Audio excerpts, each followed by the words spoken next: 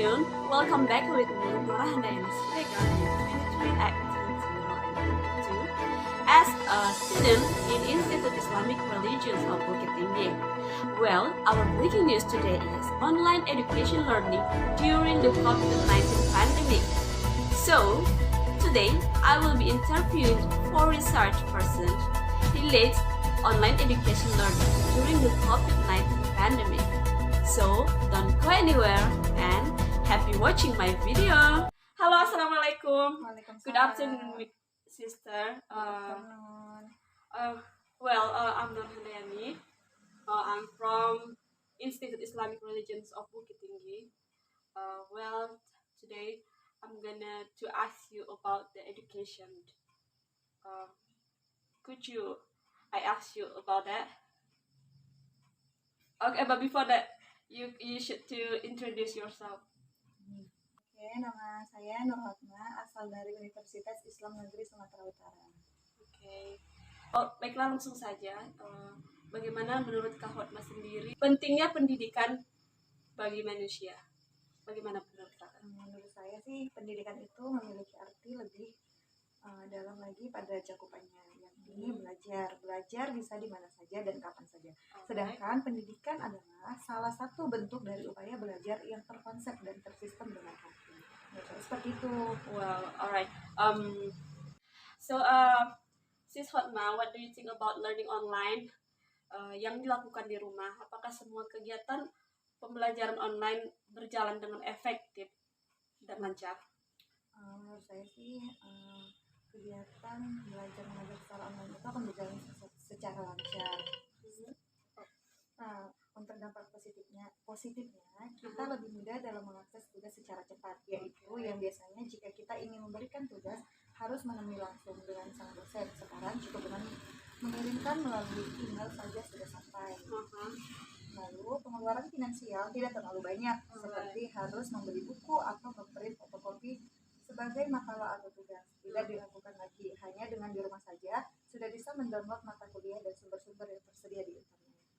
And how about the negative impact of learning online in your home? Menurut saya pribadi sih kurangnya memahami pelajaran dengan baik.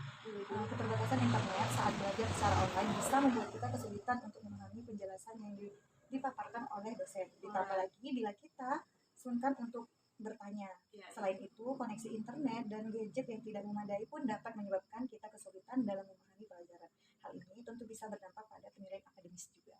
Okay. So I can get two perspective about learning online at home. The first one, negative impact, and positive impact. Thank you so much, sis, for your time and your attention for today.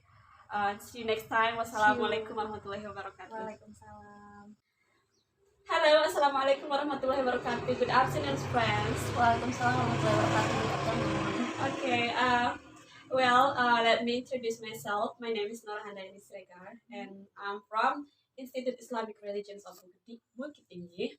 Well, today, I had assignment from my lecture, which is to interview 4 research persons, which are related online class education learning during this COVID-19 pandemic. So I'm ready to be interviewed for today. Yes, inshallah. Okay, let's begin. Okay, so for the first question, what do you think about the online learning that is being done at home today? Whether all the online activities taking have been effective or not? What do you think about that?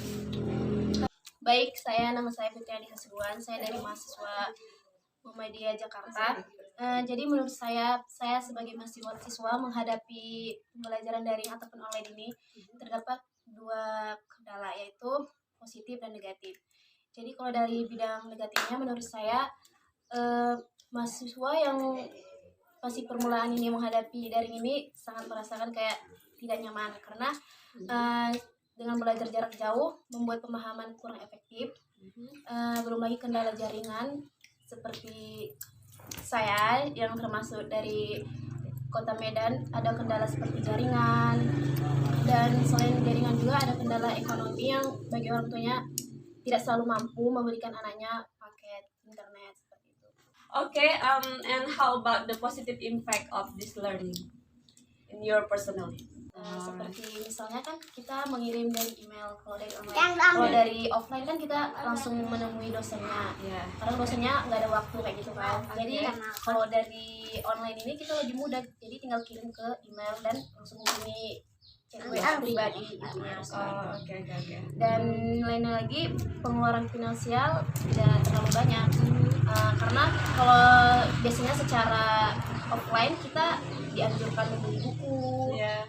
mengumpulkan uang seperti kas, kelas gitu kan. Jadi kalau secara online ini dia tuh lebih menghemat. Kita cuman beli paket internet gitu aja. Okay. Okay, thank you so much for your attention and your time. Assalamualaikum warahmatullahi wabarakatuh. Assalamualaikum warahmatullahi wabarakatuh. Saya Yanisa Siregar dari Universitas Sumatera Utara. Saya ingin menanggapi tentang kuliah daring. Menurut saya, terdapat dampak positif dan juga ada negatifnya, yaitu saat pembelajaran daring tidak bisa lepas dari jaringan internet.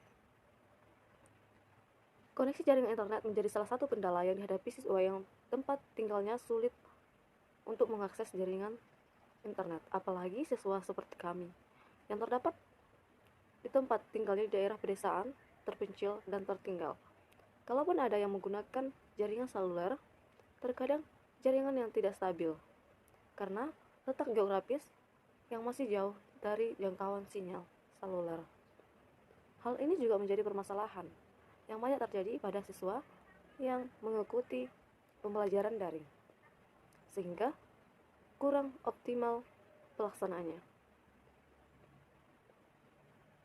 Untuk dampak positifnya, kita lebih mudah mengelola teknologi sehingga kita tidak gaptek atau gagal teknologi, dan juga lebih sering menghabiskan waktu bersama keluarga. Oke, terima kasih. Assalamualaikum warahmatullahi wabarakatuh. Baiklah, saya Norhana Yanti dari Institut Islam Negeri Bukit Tinggi. Jadi maksud saya di sini adalah untuk menginterview 4 interviewer, yaitu mengenai pembelajaran pendidikan online pada saat pandemi COVID sekarang ini. Nah, apakah saudari ini bersedia untuk saya wawancarai? Baiklah, langsung saja. Pertanyaannya, bagaimana pembelajaran pendidikan online pada saat pandemi COVID-19 saat ini berlangsung? Apakah sudah berjalan sesuai dengan efektif atau tidak? Nah, dengan saya Niki Aini dari SMA. Saya kami juga tidak tahu yang akan dilaksanakan ini efektif atau tidak. Misal belajar 2 jam dan masuk bergantian. Kalau efektif dan bikin murid gembira, maka bagus dilakukan, tapi hingga sekarang kami tidak tahu apakah belajar setengah-setengah efektif dan membuat jiwa siswa lebih baik. Saat belajar secara online bisa membuat kita kesulitan untuk memahami penjelasan yang dipaparkan oleh guru. Ditambah lagi bila kita sungkan atau ragu untuk bertanya. Tapi saya pribadi lebih menyukai belajar seperti biasa, seperti tatap muka sebelum COVID-19, yaitu belajar dan memiliki jeda sebentar untuk istirahat ke kantin sambil bersosialisasi dengan teman sebaya, sehingga ilmu yang dari guru pun saya dapatkan dan efektif dengan teman sebaya pun saya dapatkan juga. Dan terima kasih. Oke, terima kasih banyak untuk waktu dan perhatiannya. Wassalamualaikum warahmatullahi wabarakatuh. So, conclusion that I can take from my research person, namely, there are 2 perspectives on the impact on online educational learning during the COVID-19 pandemic, namely the positive and the negative impacts. The positive impacts include it's easier to access attachment quickly, financial expense are not too much, and fluently technology more often with the family. But the negative impact doesn't understand the lesson well, less socializing, and lack of the internet networking. So there is a lesson learned from the world of education in the midst of the COVID-19 pandemic. Namely that face-to-face learning activities with learning teachers have proven to be more effective than online. Well, that's the news from us. I'm Norhana Siregar. See you next time. Assalamualaikum warahmatullahi wabarakatuh.